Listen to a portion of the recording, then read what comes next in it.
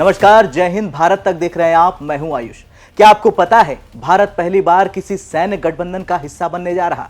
नहीं तो चलिए जानते हैं हमारे शो विस्तार तक के इस खास एपिसोड में।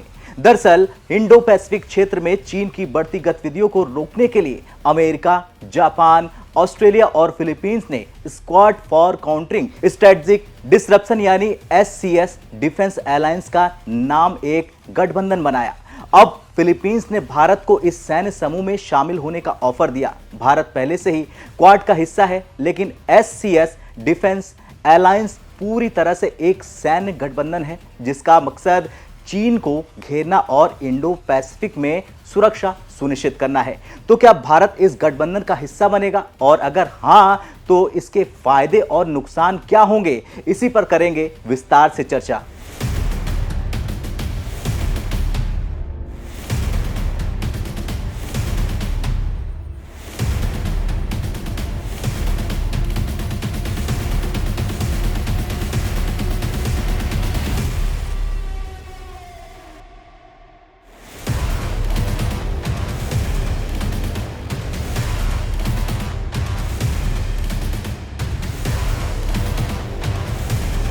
सबसे पहले जान लीजिए क्या है स्क्वाड मिलिट्री अलायंस और कैसे बना यह गठबंधन।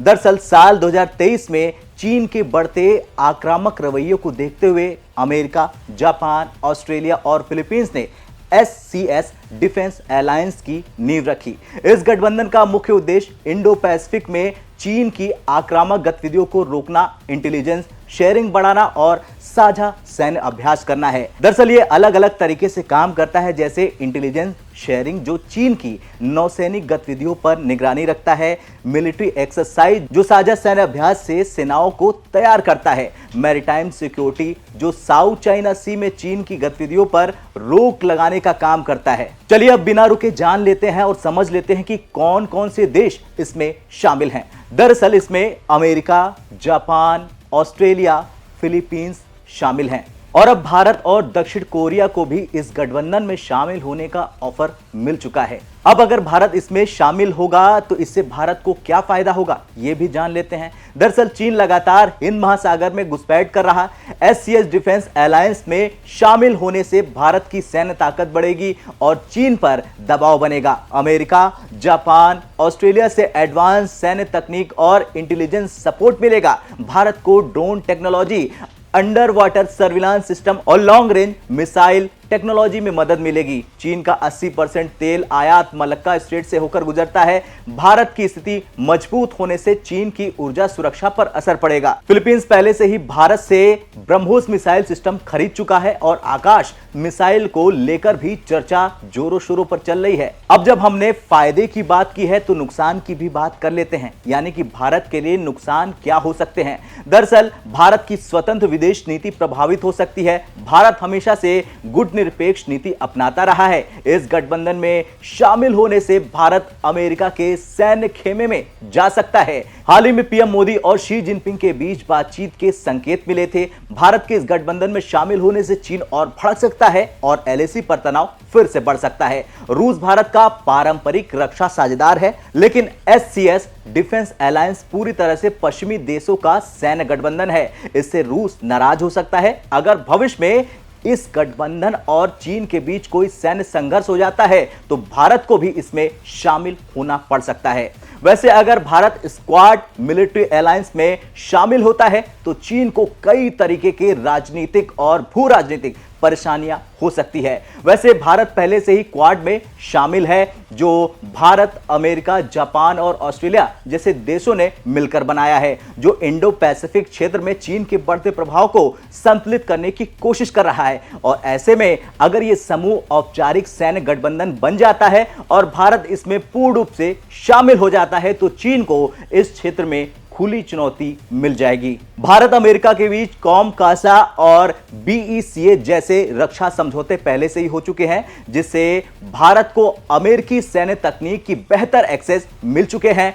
ऑस्ट्रेलिया और जापान के साथ मिलकर भारत इस क्षेत्र में चीन की स्ट्रिंग ऑफ पल्स रणनीति को कमजोर कर सकता है। चीन दक्षिण चीन सागर और हिंद महासागर में अपने प्रभाव को बढ़ाने की कोशिश कर रहा है। अगर भारत क्वाड को एक औपचारिक सैन्य गठबंधन में बदल देता है तो फिर चीन की मालवाहक जहाजों की आवाजाही खासकर मलक्का स्ट्रेट के पास खतरे में आ सकती है। भारत की अंडमान और निकोबार कमांड पहले से ही इन क्षेत्रों में चीन की गतिविधियों पर नजर रख रही है और क्वाड के सैन्य गठबंधन से यह और मजबूत हो सकता है। खासतौर से चीन को पहले से ही ताइवान, जापान, जहां पर सेनकाकू आइलैंड, दक्षिण चीन सागर और भारत के साथ एलएसी पर तनाव झेलना पड़ रहा है। अगर क्वाड औपचारिक रूप से एक सैन्य गठबंधन बन जाता है तो चीन को भारत से लेकर प्रशांत महासागर तक मल्टी फ्रंट चैलेंज का सामना करना पड़ेगा। चीन का सबसे महत्वाकांक्षी project build and road initiative यानी बीआरआई है, जिसमें पाकिस्तान, श्रीलंका और कई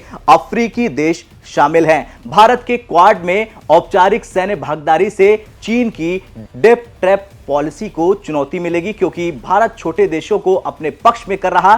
चीन की उम्मीद है कि भारत रूस से ज्यादा नजदीकी न बढ़ाए, लेकिन अगर क्वाड मजबूत होता है तो रूस भी भारत के साथ संतुलन बनाए रखने के लिए चीन पर दबाव बना सकता है। अगर भारत क्वाड को औपचारिक स्क्वाड मिलिट्री अलायंस के रूप में स्वीकार कर लेता है तो चीन को रणनीतिक, सैन्य और आर्थिक रूप से भारी नुकसान हो जाएगा।